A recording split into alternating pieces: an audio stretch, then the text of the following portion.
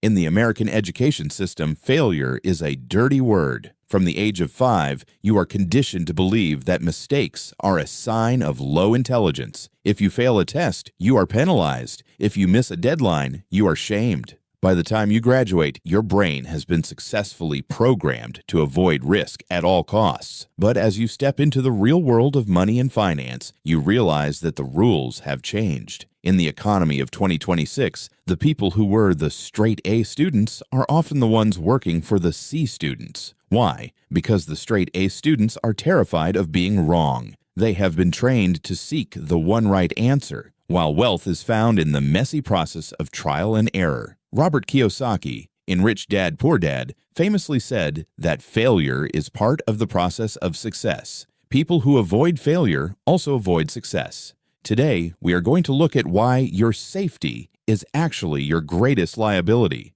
We'll use Napoleon Hill's Think and Grow Rich to find the seed of opportunity in every setback. We'll use Morgan Housel's The Psychology of Money to understand why a few tail events matter more than 1,000 small failures. And we'll use the margin of safety from The Intelligent Investor to see how the rich fail without going bust. In the E, employee quadrant, failure is an exit event. If you fail at your job, you get fired. Therefore, the poor dad mindset is one of compliance. It's about being right to keep the paycheck. But Rich Dad viewed failure as a tuition payment. He believed that the only way to learn the B, business, and I, investor quadrants, was to get your hands dirty. In America, we have a certification culture. We think we need a degree to start a business, but as Kiyosaki points out, a degree only teaches you how to be an employee. To be a business owner, you need to learn how to manage the fear of falling. The Rich Dad philosophy isn't about being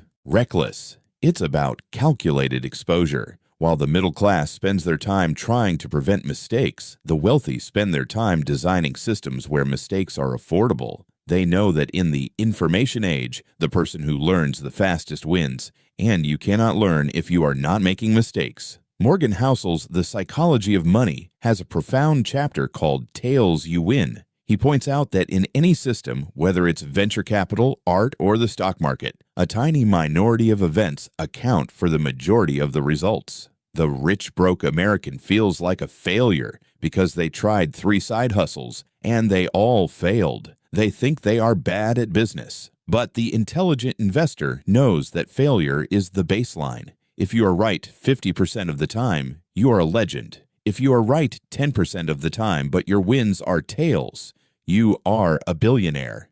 Housel teaches us that your success to failure ratio doesn't matter nearly as much as the magnitude of your wins versus your losses. You feel broke because you are seeking a 100% win rate, which forces you to take small, meaningless risks. The wealthy accept a 90% failure rate so they can capture the 10% that changes their entire life trajectory. Napoleon Hill in Think and Grow Rich gives us the spiritual engine of this philosophy. Every adversity, every failure, every heartbreak carries with it the seed of an equal or greater benefit. Most people stop at the heartbreak. They lose money in a trade, or their small business closes, and they let the fear of criticism keep them down. They focus on the loss. But Hill teaches us that the failure is actually a filtering mechanism. It is the universe's way of testing your definiteness of purpose. If you view failure as a stop sign, you stay in the poor dad mindset. If you view it as a pivot point, you find the seed. In the USA, many of our greatest fortunes, from Ford to Apple, were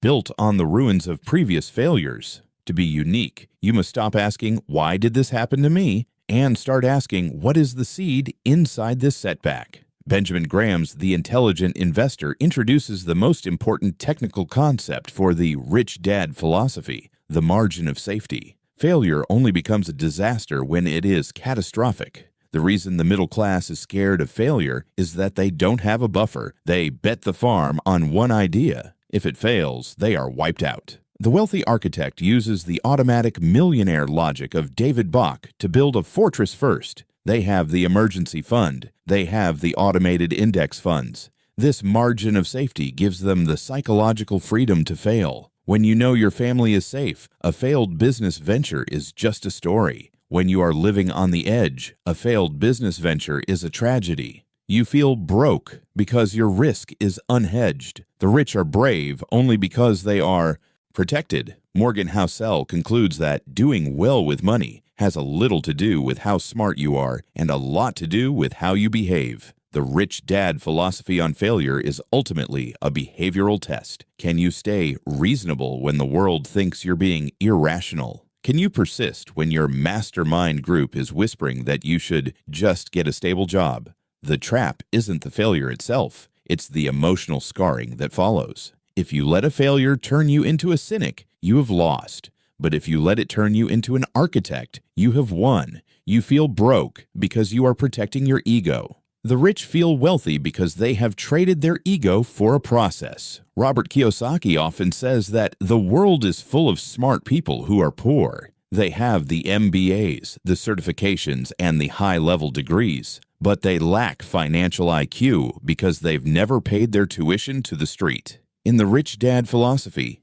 failed business venture or a bad investment isn't lost money. It is a tuition payment to the University of Experience. In the USA, we are happy to pay $100,000 for a college degree, but we cry when we lose $5,000 on a failed side hustle. The middle-class millionaire, the one David Bach describes, doesn't let a tuition payment stop them. They automate their recovery. They use the automatic millionaire system to ensure that even when they take a hit in the B quadrant, their I quadrant, their automated 401k and index funds, is still building. They realize that the street teaches you things a textbook never can: how to negotiate, how to spot a Mr. Market Manic episode, and how to protect your owner earnings. Napoleon Hill taught us that persistence is to the character of man as carbon is to steel. But persistence is easy when things are going well. True rich dad persistence is what happens after the failure. When the market drops, the intelligent investor stays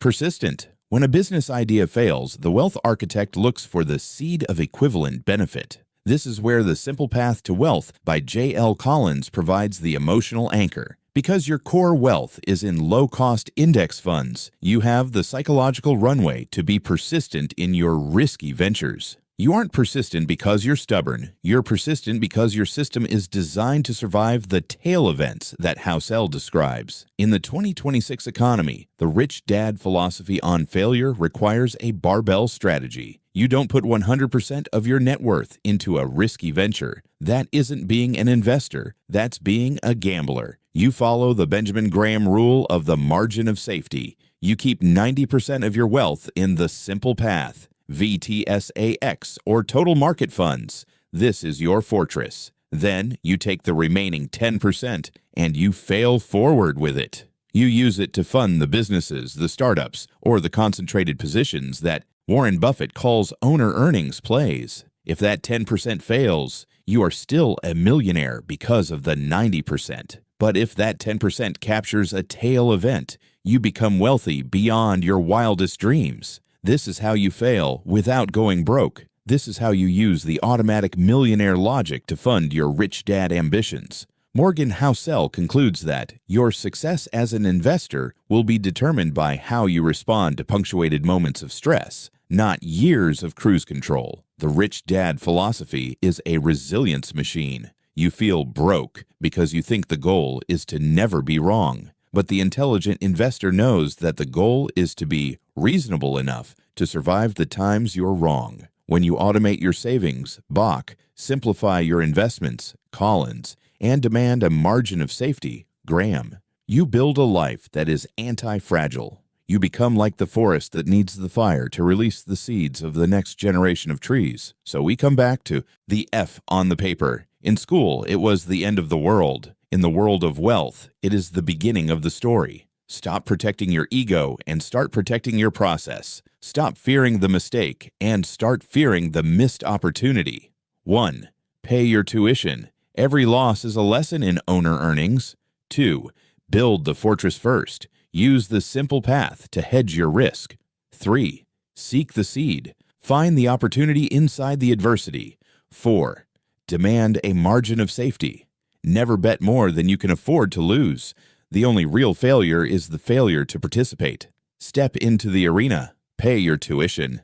And remember, The rich dad isn't the one who never fell. He's the one who used the stones he tripped on to build his castle.